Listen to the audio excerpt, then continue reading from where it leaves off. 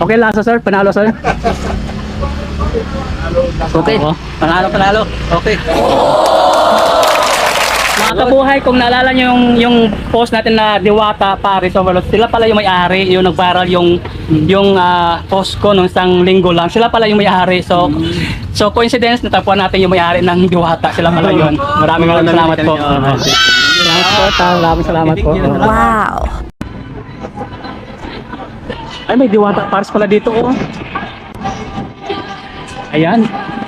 Akala ko si Diwata nasa Pasay lang sa Manila. Meron pala kami dito